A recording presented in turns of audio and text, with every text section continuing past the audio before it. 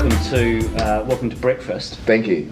With Craig. Thank you, Craig. Working title is Coffee, Eggs and Inspiration, but that's probably not fair to vegans, and I may become a vegan, so I'll really? probably drop the eggs. Yeah. Amazing. So okay. Anyway, that's the working title. All right. And the idea is to just have breakfast and coffee with an interesting person, and do that sort of once a week and hear their story. Amazing. So today we've got the wonderful Adejare Doherty. That's right. Did I say that right? Yeah, you did actually. Almost Dej. I'm going to call you Dej. It's easier for me to pronounce. Yeah. And we met at wasn't Farmhouse. It was Soho House Festival at Kenwood House. Exactly. Yeah. Exactly. Yeah. Do you remember how we met? We were either side of the fence, trying to stay out of the mosh pit in front of Black Eyed Peas. That's it. That's so it. Will.i.am was doing his thing with the band there, and we were having a chat. And, exactly. And Dej started telling me about his business, so I thought it'd be really interesting to have a bit of a chat. So wind back the clock a bit, and tell me a little bit about how you grew up, and what your experience was when you were younger. Going back quite a long time now. Almost 4 decades. I was born in West London to Nigerian parents. My dad at the time was probably just about to leave the Nigerian military. My mum was a barrister. But I was born here pretty much because my mum's doctor was here. But otherwise, after that I went straight back to Nigeria. And grew up in the early part of my life on a sort of not a military base, but within a sort of military area in Lagos, because my dad was still in the military at the time. And then I came back to boarding school here when I was quite young. I was just almost five years old. Came back to boarding school for a couple of years, and then went back to Nigeria again for about 4 or 5 years, and then came back to boarding school again when I was I was about 10 years old. But my parents are Nigerian, my family's from Nigeria, so they never left Nigeria. Yeah. So it meant school here, and then the day after school, straight back to on the plane. On the plane. Must have racked up the air miles, is it? I did, yeah, straight back to, in the early days, British Caledonian, which doesn't exist anymore. Okay, yeah. But yeah, straight back to Nigeria. So where's home? So home is Lagos and London. So I've more or less settled in London for now, but my mother's still in Lagos, so for me that's very much home. Yeah, so you're back there frequently, eh? I'm back there as frequently as I can be, which has only been once this year, but planning to go back a few more times. Yeah. Pretty interesting place. I've not been there myself. Yeah. Apparently it's going to be the first mega city, 100 million people. Yeah, you see, tell us a bit more about it. I didn't actually know that. I mean, Lagos is a phenomenal city. It's quite different now to the city I remember growing up in. I guess when you're young, you don't necessarily notice certain things, but I do remember having an amazing upbringing there. The traffic was still pretty light. Power wasn't such a big problem.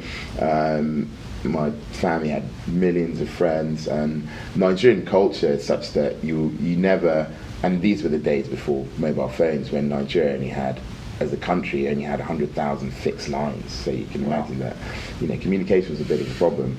But culturally, we have a system of not needing to let someone know that you're going to come visit them. So you literally turn up at people's houses and you knock on the door, and they welcome you with open arms, and they feed you, and you basically stay there for as long as you like. Really? I mean, yeah, literally. I mean, you can have, and if it's family members, they can turn up with a suitcase and be expecting. Well, it's a lovely culture. It is a lovely culture, yeah, and they will literally stay a week, 2, 3.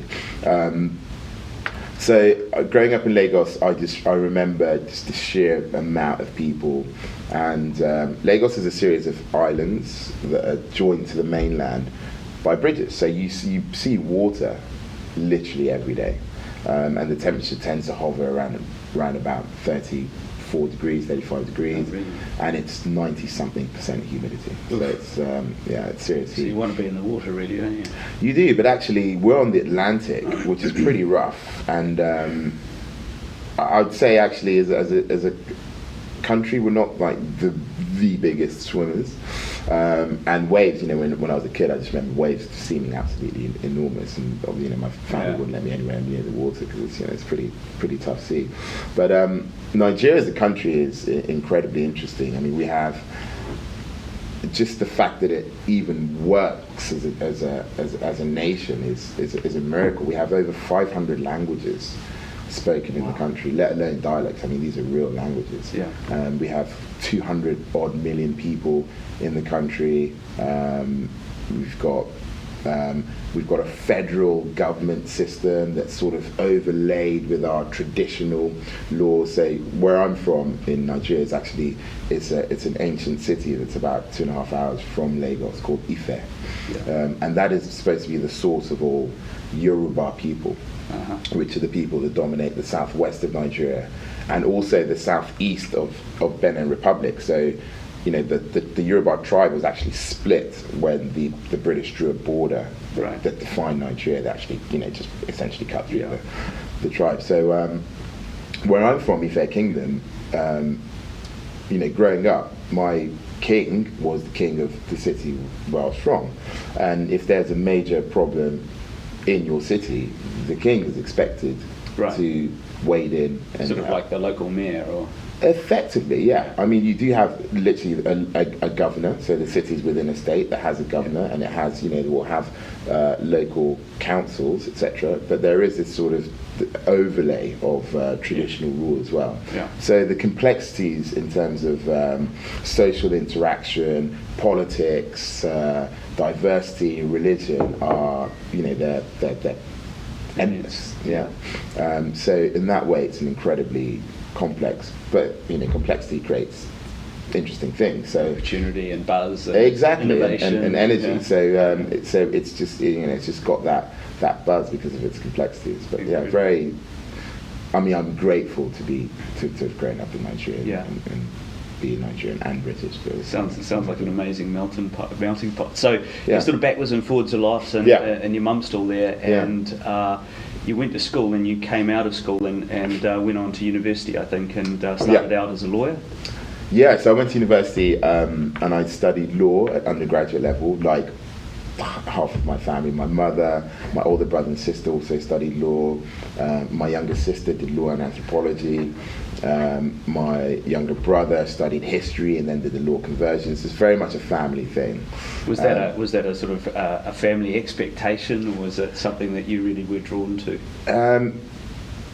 Apparently, I'm naturally argumentative, so it does suit you're not. Yes, I am. So it does suit my nature. I'm not argumentative in a belligerent way, but just I suppose in more an exploratory way. Apparently, but I think it was a bit of both. It was something I was drawn to, and also for a lack of imagination, or I suppose commitment to what I perhaps really felt I wanted to do. Because you make the decision you decide your university course at 16 basically. So at 15, 16 you sort of have to decide what you more or less are expected to do for the rest of your life, which I think is quite a young age. I think it's hard at any time, isn't it? Yeah, exactly. So I chose law because I thought I'd find it interesting anyway, and it's something that I suppose similar to technology in many ways. It's something that is a continuous line throughout humanity. We've always needed laws. We always need laws, and laws essentially govern how we interact with each other as human beings. It's good discipline, a good way of thinking, teaches you attention to detail and that sort of thing. Yeah, I think so.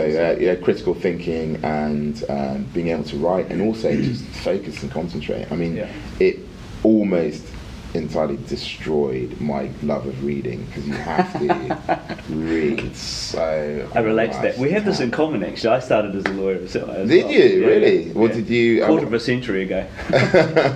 And then did you practice as a lawyer? Yeah, I was a barrister. Yeah, I was a court lawyer. Oh, wow. I think you were as well, right? I was, yeah. So I went on to do the bar. I was called to the bar in 2003. And then I worked as a county court advocate for a while, so doing the sort of work you do at the junior end of the bar, sort of pretty boring stuff. Right. Charging orders, road traffic accidents, mortgage possessions. I think as a career, as a job for me, I enjoyed it because it actually gave me a lot of free time. When outside my hours in court, I actually had quite a lot of free time. Right. But I think as a profession, certainly if I was to be in a 9 to 5, as it were, I absolutely would love to do that. But I think my creativity and drive to do something that had a little bit of a wider impact meant that it was something I didn't want to do for a long time. So where did that curiosity take you? So curiously, it took me to headhunting lawyers for investment banks, because I partly thought, well, if I can just go and make loads of money, then I can put that to good use. And then and I actually really enjoyed that job because it's, I was working for a firm that had really great clients. This is before the financial crisis. So we were headhunting really high quality lawyers for private practice and placing them in-house in investment banks. Gotcha. And I really enjoy the human part of it, just going to meetings for people who are looking for lawyers, and it's more than just filling a position, it's really about their lives, because these people are so busy, and if they don't find people to join their team, it means that everyone else is covering that role, and it means they're working 18 hours a day, and they don't see their kids, and they don't see their husbands, and there's just this real human aspect to it, which I really enjoyed, and talking to people and finding out how I could help them solve their problems. Yeah. What I didn't enjoy so much was I found it to be quite a much more money-orientated world than I was particularly cared for. So I lasted for about 4 months. Oh, okay. Yeah, I did the training, which was unbelievable. I don't think I would have been able to start or successfully run my business if I hadn't had done that training, because I came from a completely non-business background, so I wasn't used to. I had done some sales in the past as a kid, just in summer, to make money, but I wasn't used to having an organised commercial structure in terms of, make calls for 2 hours and then, schedule meetings and have a diary. I've just, I've been used to just, I've got a case at 10 o'clock, I've got to be there at 1:45, and that's, prepare the night before, and after that, that's it. Yeah.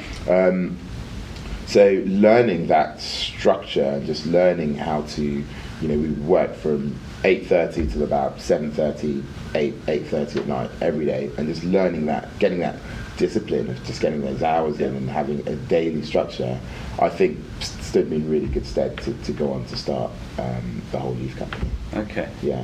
Via trying to start a men's magazine. Okay. So I actually left headhunting to start a men's magazine because I thought that as you do. As one does. The logical progression. Completely. Yeah, it made perfect sense to me at the time. I think I'm naturally quite a creative person. In fact, if I hadn't had studied law, my second choice was go to Savile Row to learn how to make suits. Really? Yeah. Huh. Yeah. But I enjoyed men's magazines, but I started to enjoy them less when they became full of advertising, and the actual enjoyable part of the magazine I thought was shrinking over time. More and more advertising, more and more sort of useless information, more and more aspirational articles that were completely out of most young people's reach. And I thought there's I had lots of friends that were, at the time, my age, 24, 25, that I thought were incredible people and doing exceptionally well, whether they were doctors or scientists or writers or musicians that no one had ever heard of, and I thought their stories are really amazing and interesting, and why should magazines, glossy men's magazines, always be about a celebrity or a famous person that we actually already know loads about? I thought, why don't we have a magazine that, first of all, physically feels nice, so people actually want to keep it? Because I suppose in a way I was already thinking about waste and the fact that magazines were quite throwaway, and I thought, well, if you're going to print something, then it might as well become part of a reference library that you keep and you can always go back to. Right. So the idea was to shout about young people, men or women, that were doing exceptionally well in some field that you hadn't heard of, and also to do things like serialize the novels of writers that hadn't been published yet, and to have things like language courses, sort of broken down over months in the magazine, and things like the things that I wanted to know about that I didn't know anything about, like how engines really work, and really maybe have a series of courses about about mechanical engineering, just really useful information. And that was actually doing quite well. Condé Nast were quite keen to. What's the name of the magazine? It was going to be called Rogue, which is a name that's actually now been taken, but the magazine was going to be called Rogue at the time. But then when I stumbled upon the product that we now mainly sell as part of the Wholeleaf Company, at that point in time I just thought, this is it. This is where everything has to go, and magazine can wait, and sustainable products. Everything went on hold. Everything went on hold, and this was 2007. So tell me about that happy accident. How did you stumble upon it, as you say? So my two really good friends of mine, brothers Peter and George, are originally from Kerala actually, in India. And they had come back from India it must have been 2003, with a really roughly made bowl that was made from what I found out to be waste palm fronds, and they basically gave it to me and said, "Dave, figure it out." And I thought, brilliant. Have the first clue. Figure out how to use figure it, out, do something interesting with it. Just figure out something around it, a bigger idea around it. And I couldn't think of anything to do with it, so I sent one to the Body Shop, because at the time they were the only sort of natural, ethical brand that I knew of. And they sent me a really nice letter saying, "Yeah, it's really nice, but what are we supposed to do with it?" Yeah, exactly. I thought, maybe, I don't know, you tell me.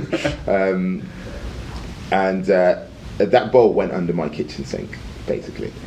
And then 3 years later, when I was gainfully unemployed and trying to put my magazine together, trying to teach myself in design, so I could actually literally put the magazine together myself, I went under the kitchen sink, and this bowl was just sat there, and it was 3 or 4 years later, and it hadn't broken down, and it was still fine. And I think I was just starting to get switched on to the world's environmental problems and the idea of sustainability.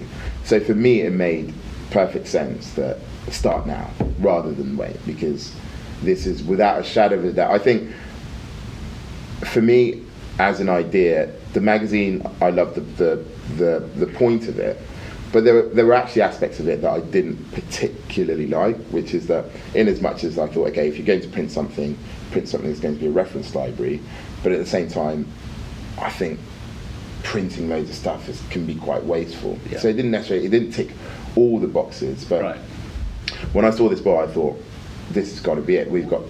Sorry to cut across you. What was it about sustainability that drew you? Is there a sort of an earlier route on that, and is it something that's always been interesting to you? I think it's part of what growing up in Nigeria gave me. Developing countries, actually, I think there's an idea that developing countries have a lot of catching up to do in terms of sustainability, because of the lack of infrastructure and technology. But actually, I think it's the other way around. Because of the lack of resources, we've had to find ways of renewing and reusing and reducing the amount of resources that we use. Nigeria has 4,500 megawatts of installed power, which would barely run a small town in Europe. So we've always had to, as a country, make do. We've got enormous water problems. So there are times when, even in Lagos, the water stops coming out of the tap. And so every Nigerian knows how to have a bath with a bucket and a bowl. every Nigerian. You literally fill a bucket of water and you have a bowl, and that's how you have your bath. And it means you save so much water, because whilst you're scrubbing yourself, there's no water being wasted. You know, you're not just running a shower. There's no tap just running. Yeah. And as growing up as a kid, I remember people, mostly kids actually, would sort through our rubbish looking for plastic, metals, anything that could be recyclable, because they needed money. You know, they didn't live in a society that would just give them things for free, so they would find any way of, making a living for themselves, and actually gathering things to be recycled. It was very common when I was a kid. So I think it's kind of in the bone marrow, and it kind of was, yeah. Not I wouldn't say necessarily entirely culturally, but because of both culturally and environmentally. And also I think we naturally have a tendency to just not waste stuff. So I think that's probably where that came from.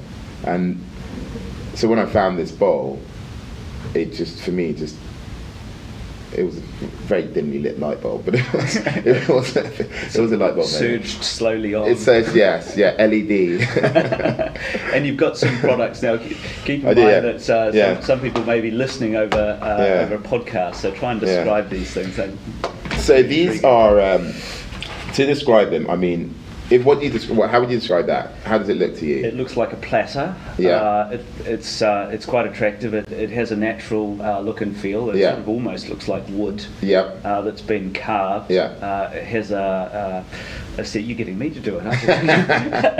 It has a grain to it. I'm not sure. That's clearly the material it's made out of. It has a shape and a design. It can hold. It looks like it can hold stuff. It won't fall off the side. Yeah, quite right. A plate. Yeah, no, very good. Yeah, no, that's a better description than I would have done. Yeah, I mean, we literally, these are made from naturally shed palm fronds of the areca palm tree. It's called it's Areca catechu, which is it's a palm tree that's endemic to India, and it's nothing to do with the oil palm, thankfully, and it's a palm tree that they have hundreds of millions of in India. Right. And it's what's known as a self-cleaning palm. It sheds the upper part of the tree trunk, the sort of the final third, has a piece of organic foliage that wraps around the trunk that attaches to the leaf stem where the actual leaves come from. So it's part of the leaf structure. And these trees actually, that part of the tree unravels every month and falls to ground. Okay. So you get a sheet of organic material that, as you said, on the outside actually starts as green, and as it dries on the ground slowly turns to sort of a mid to light brown. Right. And on the inside has got this beautiful print and pattern, which is completely unique to every leaf. So every leaf that falls, it's like a fingerprint. It's almost like a fingerprint. You'll never find two that are exactly the same. Interesting. And all we do is, so traditionally these palm fronds had been gathered up in India because they actually, they cause a huge problem. They can't, India, or this southern India is very similar to Nigeria. They effectively have two seasons. They have monsoons and they have the dry season. Right. And when these fall to ground during monsoons, they quite quickly turn to mulch. So they traditionally have to gather them up. It's a waste product. It's a waste product, complete waste product. So traditionally they would gather them up and burn them. And that's what they've been doing for years. Right. Yeah. So all we do is we get some of these leaves before they get piled on fire, and we wash them in local spring water source, and we heat press them at 180 degrees into shape, and that's what forms them solid. Simple as that. Literally as simple as that. Right. It's the simplest product you'll ever come across, and it forms what is a prettier, sturdier, stronger, better disposable plate. I mean, it's completely liquid proof. It's completely chemical free. Our factory is completely chemical free. It looks attractive, and it works better than paper or paper plates. And what happens afterwards? So afterwards, what you're supposed to do with it, now you can feed this to cows. You can feed it to cows. You can feed it to cows. Yeah, it's completely natural. So you can, and actually the offcuts from the plates that we sample to shape, we do feed to cows. Okay. But afterwards, you ideally should compost it at home if you have a home compost, or if you don't and you've got a garden and your council, you're lucky enough to live somewhere where your council collects garden waste, put it in with your garden waste. Okay. Or put it in with your food waste. But ideally, that's the best way to get rid of it. So compostable plates, and what do people generally do? What do you do? Do you keep them and wash them and reuse them? Or? Yeah. So I tend to keep them and wash them and reuse them several times. Yeah. But the caterers and the events that we supply them to, like House Festival, right, all that kind of thing, they can't for commercial purposes because they're not coated. Yeah. And they're 100% natural. So yeah. we have to market them as single use. And that's actually where I first saw it and where I met you. It was at House Festival. There were, I don't know, thousands of people there wandering around all day and having drinks in the sun and lots of delicious food on these plates. And it's nice to hear that none of it polluted. Not at all. Yeah, the least. Yeah. So tell me a bit more about the company behind this and how people can buy them. So we're called the Wholeleaf Company. We sell online through our own website. We're also just about to relaunch on Amazon, and we otherwise so we sell directly to consumers online, and otherwise we sell to businesses both online and offline. Right. So our big customers are people like Alliance, Nisbets, big wholesalers that sell into the catering trade. Gotcha. And the company was formed actually to not just to sell plates made from waste palm leaves.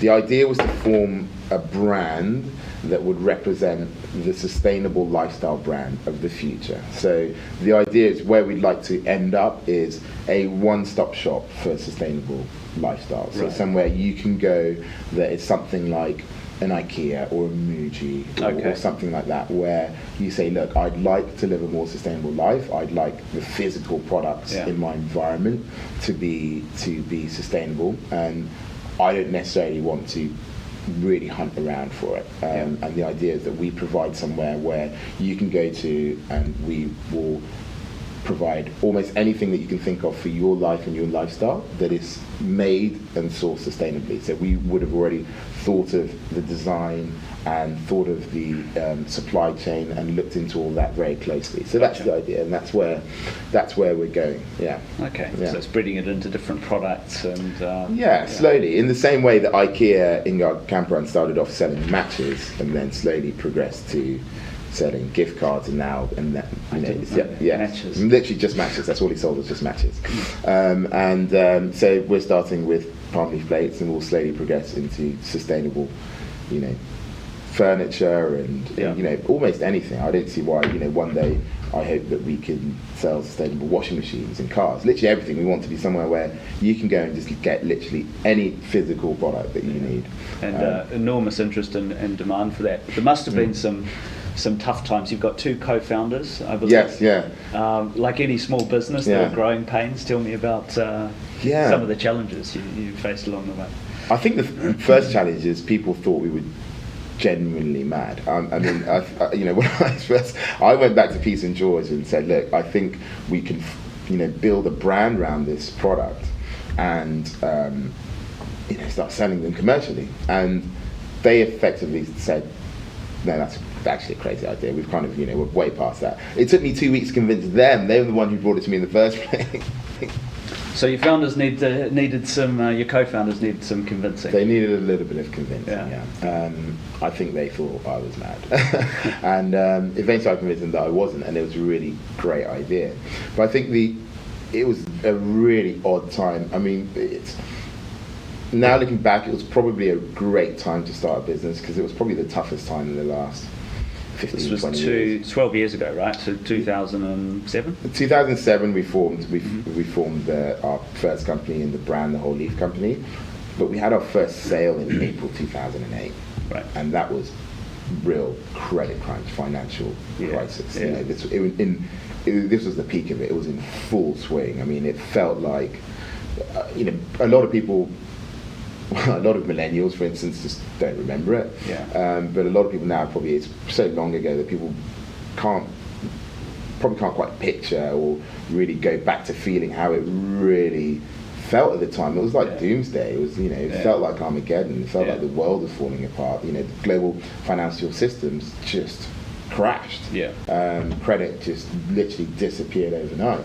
So we were starting a business. Did you have funders, or were you? No, we self-funded. We kind of scraped together as much money as we had between the three of us, and we were, George was just coming out of dentistry school, and Peter was, I think he was just about to start working for his family business. So we were all kind of three young guys with not a lot of money between us, and here we were trying to sell something that was, in a way like a commodity item, where we needed to purchase tons of these things to be able to sell them on, and no one would give you money. So it was pretty tough. We got really lucky very early on, because I found a way of getting into Sainsbury's. I just called them up and somehow managed to speak to the right buyer and say the right things on the phone, and he invited me down to their office and he said, yeah, absolutely. So that gave you some immediate volume? Yeah, it gave us an immediate order. Right. So we signed off with Sainsbury's, 500 Sainsbury's stores, 300 Oxfam stores by August 2008. We've been trading for 4 months. Right. It was amazing. So we went along to our bank and said that we've got Sainsbury's, we've got to start supplying them in spring, summer next year. We've got 800 stores to supply spring, summer next year. Give us the money. No, we couldn't get it. Couldn't get it. We couldn't get it. We couldn't even get a credit card. We couldn't get any credit, nothing. It was sort of, no, you're on your own. In fact, the advice we were given at the time was, you're over trading, get out of Sainsbury's. And I thought, I was naive as a business person at the time. You had too much money tied up in production before payment and all that sort of thing. He said, look, you're not going to be able to do it. They're too big a customer for you. Cash flow. He was totally right. I mean, we had no cash, so cash flow is a problem. So we had a bright idea to apply to be on Dragon's Den. Okay. In December 2008. And 2009, they invited me down to their studio which is now the TV centre, which is now just a Soho House and flats, but in then it was the BBC TV centre in White City. Across from Westfield. Exactly. So I went down to White City, went up to production room and did my pitch to camera, which is a sort of screen test, essentially. And they just don't tell you anything after that for a while. Do you remember the pitch? I remember the pitch, I remember it really well. It was just, I think I was asking for about 100 grand. And it was literally just to have enough money to buy stock at the right price to be able to sell it on. And maybe look at setting up our own small manufacturing unit in India. Because what we had done was find someone who could manufacture for us and outsource the manufacturing. Right. But I thought it would be great if we could, start creating our own in-house manufacturing unit. And then a couple of months later, I got a call from BBC going, yeah, you're on. So what was the pitch? Give me the So the pitch was, hi, my name is Dave Doherty. You can find this on YouTube. I'm here from the Wholeleaf Company to ask for 120,000 of your hard-earned pounds so that we can buy and develop our product, which are palm leaf plates, which are the only truly eco-friendly alternative to paper and plastic disposable plates. What we're going to do with your money is develop our product and hold more stock in the UK so we don't have to turn down business from the people that are trying to buy from us, and hold enough stock to be able to supply our new customers, Sainsbury's and Oxfam.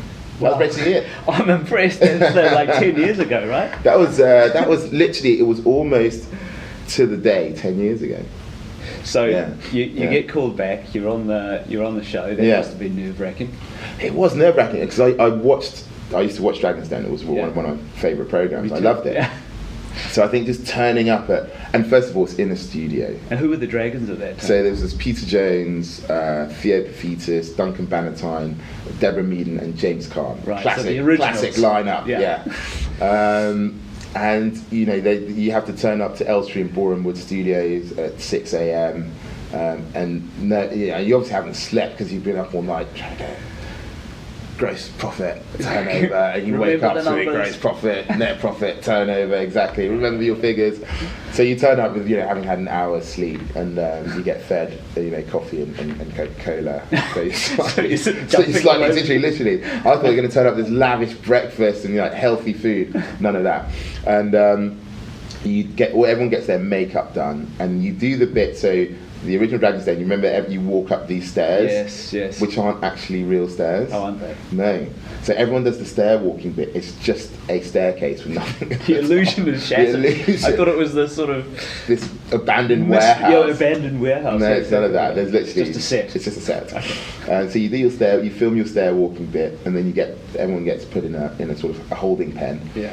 And I just got a tap on the shoulder. This must have been about 7 o'clock in the morning, 7:30.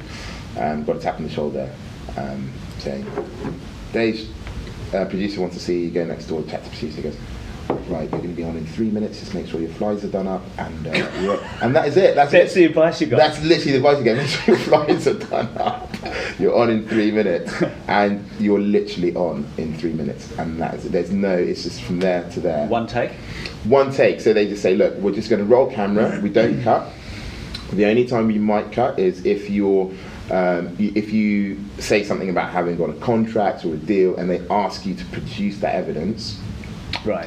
We will. You need to go and get it. Yeah, you would. Yeah. So on TV, it looks like you're taken out of your pocket. In fact, you're not allowed to have anything in your pockets. Right. So they hang on to it, and at that point, they will cut. They give it to you, put it in your pocket, and they start again. But other than that, the only rule in Dragon's Den is that you get, I think it's either 2 or 3 minutes for your pitch. Yeah.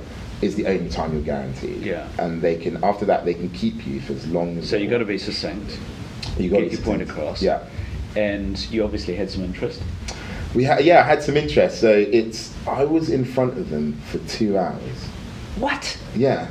It's so bizarre. So on TV, it looks like, because of the way it's cut, I was on TV for maybe 10 or 15 minutes max, but I was in front of them for 2 hours, and the time flew by. It was like being in the Twilight Zone. It was so odd. No doubt. Because when I came downstairs, my business partner Pete was like, "What have you been doing up there?" What do you mean?